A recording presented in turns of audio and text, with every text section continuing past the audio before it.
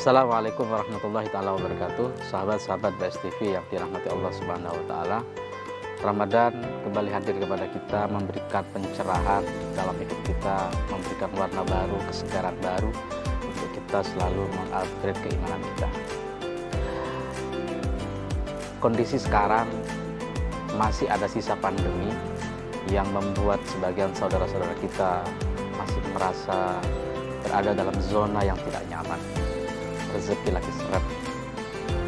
Kita kadang dalam kondisi seperti ini tidak terlalu masuk dalam area iman, dan kita lebih banyak menganggap apa yang terjadi ini adalah bagian dari kejadian biasa yang tidak ada kaitannya dengan keimanan. Tidak ada hal yang terjadi dalam hidup ini yang tidak ada relasinya dengan keimanan kita, ketakutan kita kepada Allah Subhanahu wa taala. Ada sebuah kisah yang ingin saya berikan kepada kita bersama tentang bagaimana merenungi kehadiran Allah Subhanahu wa taala, betapa adilnya Allah Subhanahu wa taala dalam memberikan rezeki kepada hamba-hambanya. Di zaman Nabiullah Daud alaihissalam, ada seorang ibu yang punya dua putri. Pekerjaan ibu ini adalah memintal kapas untuk dijadikan benang. Biasanya satu hari ibu itu memperoleh 20 gulung daripada benang itu. Suatu malam ketika ia selesai mengerjakan benang, tiba-tiba kemudian datang sekelompok burung membawa lari benang-benang yang sudah ia pintal. Ia kemudian menjerit, menangis, ia meratap. Aku ingin mengadu kepada Nabiullah Daud alaihissalam. Katanya Tuhannya Nabi Daud adil. Padahal kalau memang Tuhannya Nabi Daud adil, dia mestinya tahu, aku ini adalah ibu tua yang renta, yang menghidupi dua anak. Akhirnya keesokan harinya berangkatlah ibu itu dengan dua putrinya menghadap istana, ingin menemui Nabiullah Daud alaihissalam. Kemudian penjaga istana menyampaikan kepada Nabi Daud bahwa ada seorang ibu tua dengan dua putrinya ingin menghadap. Dipersilahkanlah ibu itu menghadap Nabiullah Daud. Kemudian Nabi Daud menyilahkan sang ibu untuk menceritakan, mengeluhkan apa problem yang sedang ia hadapi. Kemudian ibu itu menceritakan apa yang terjadi. Seperti yang sudah kita kutipkan di awal. Konon katanya kepada Nabi Daud, apabila Tuhanmu memang adil, aku punya kejadian yang membuatku jengkel, membuatku marah kepada Tuhanmu.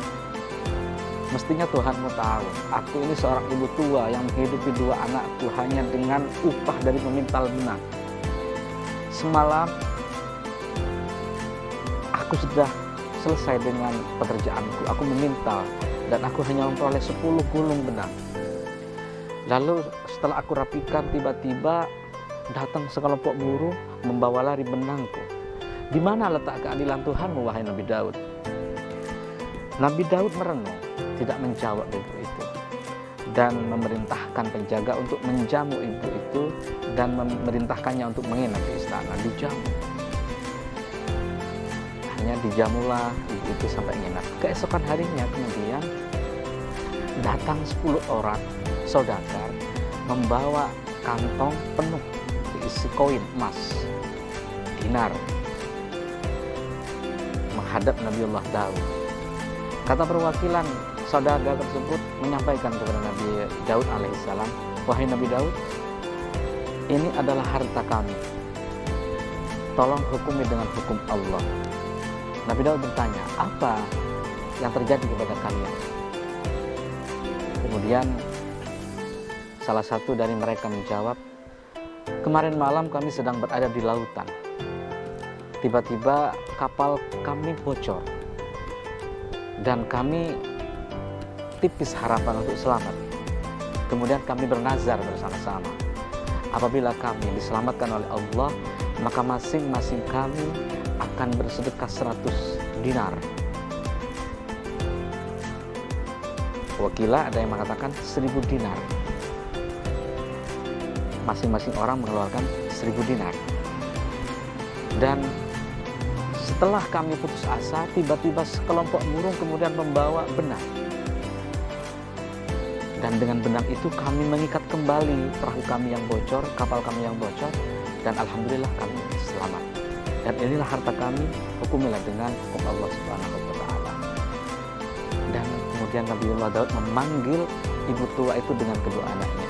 Ibu, kemarin kamu mengatakan bahwa Allah tidak adil karena pekerjaanmu hanya memintal benang dan kemudian burung-burung menerbangkannya entah kemana. Tahukah kau bahwa Tuhanku sedang ingin berbisnis denganmu? Inilah bayaranmu. Sehingga dalam riwayat disebutkan ada 10.000 dinar yang kemudian diserahkan sepenuhnya kepada ibu itu, dan ibu itu menangis.